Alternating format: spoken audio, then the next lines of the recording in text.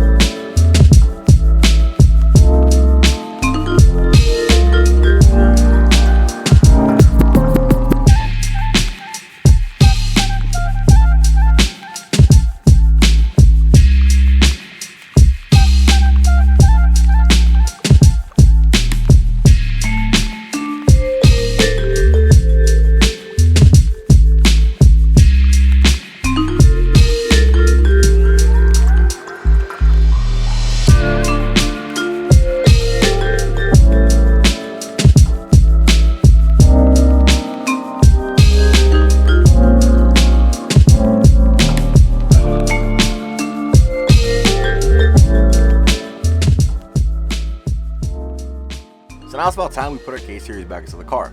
Now what did we do while it was out? Well, we just cleaned some things up and made everything look a lot nicer.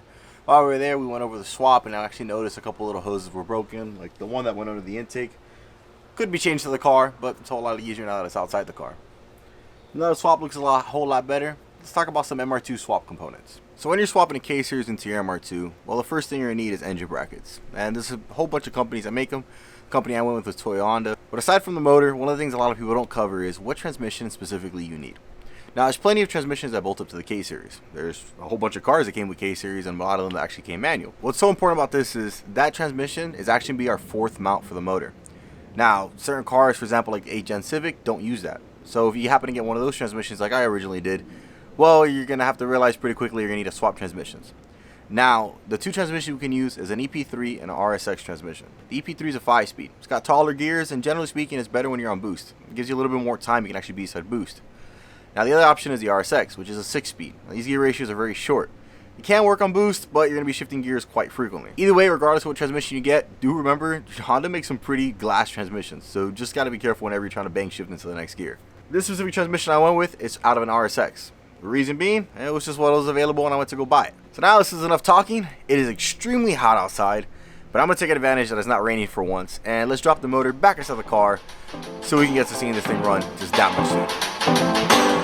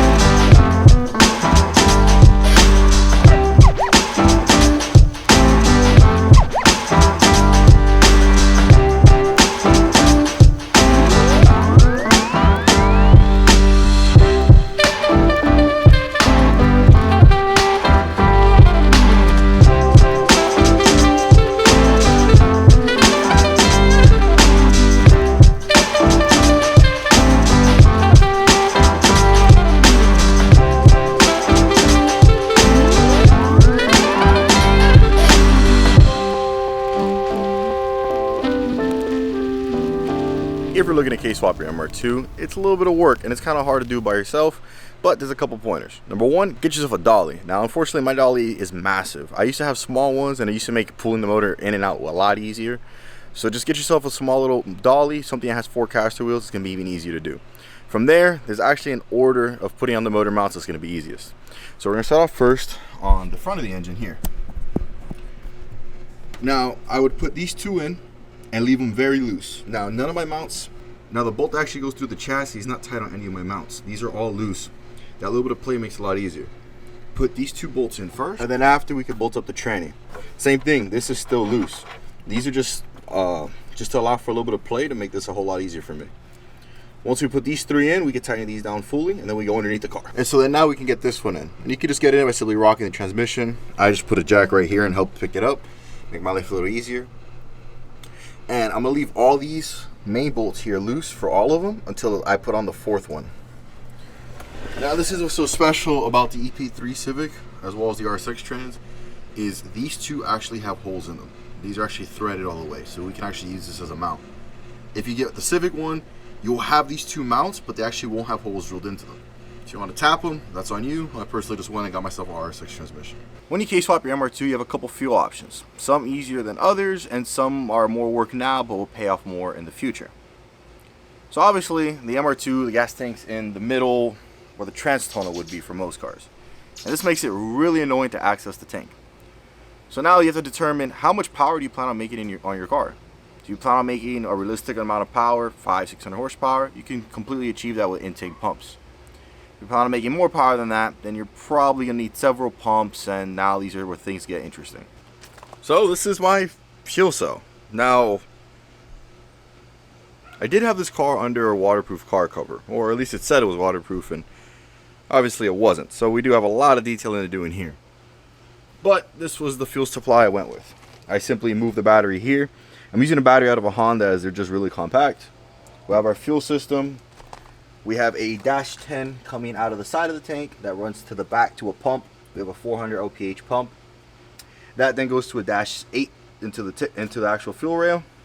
And we have a dash 6 on the return. Unfortunately, I'm a little pressed for time today. But definitely for next video, we have to do a deep cleaning because this is ridiculous. Let's just go ahead and... Sounds like a problem for future gens.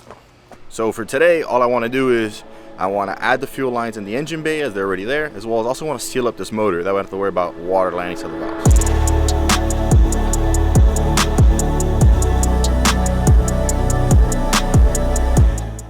For our exhaust, we simply have just an MR2 budget swap header. These are just really any K-series budget swap headers. These specific ones are sold from Toyota. They have an exhaust that bolts right up.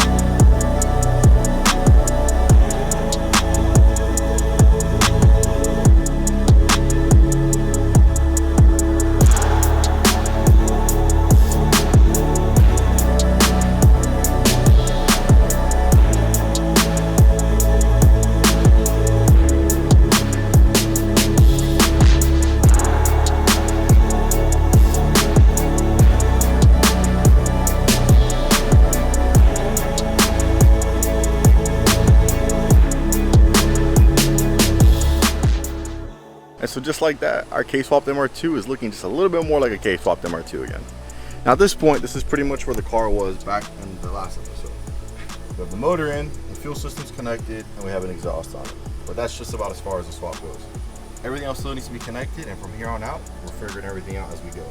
Now it is super unfortunate just how dirty this front trunk got. It's honestly horrible. I don't really know what happened. I had a waterproof cover on it, but obviously it didn't seem to do the job. So in the next episode, we're gonna start off by removing everything that's out here, cleaning all this wonderful stuff up, and then we'll proceed from there. So from here on out, we'll be going over the whole process of how we're in K-swap this MR2. If you guys enjoy the content, please always like, comment, subscribe. Let me know your feedback down below. You guys stay safe, and I'll see you in the next one.